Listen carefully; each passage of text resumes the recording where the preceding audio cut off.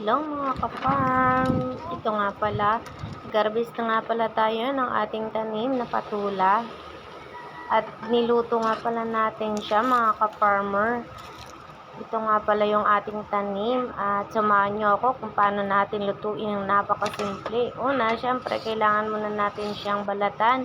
Linisan natin ang ating mga tanim. Meron nga pala tayong talbos ng kalabasa at patula, kamatis. Yun ang ating ihahalo sa ating gugulayin. At ito nga pala, meron tayo ditong isda. Himay-himayin lang natin yung isda.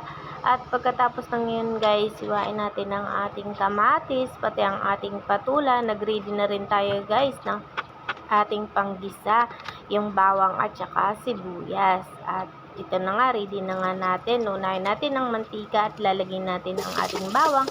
Kasunod na ang ating sibuyas. At pagkatapos ng yan guys, ilalagay natin yung ating dinurog na isda. Ayan. Kahit anong isda guys, optional yan kung anong gusto nyo. Pwede naman guys sardinas kung anong gusto nyo. Ayan na nga, nilagay na nga natin yung ating kamatis. At siya nga pala mga ka-farmer, dito tayo nagluluto sa bukid. At kasi dito tayo ngayon nakastay. Ito na, nilagay na natin yung ating patula.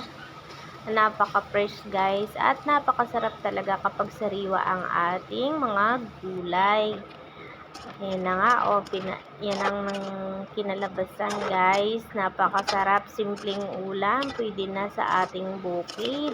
Iginisa lang natin siya. Pwede rin natin siya guys lagyan ng sabaw o pwede rin ganyan lang siya na nakagisa. Ito nga guys, mas pinili namin yung may sabaw kasi kailangan talaga dito sa bukid, pag nagtatrabaho ka, hanap talaga is yung may sabaw. Thank you for watching!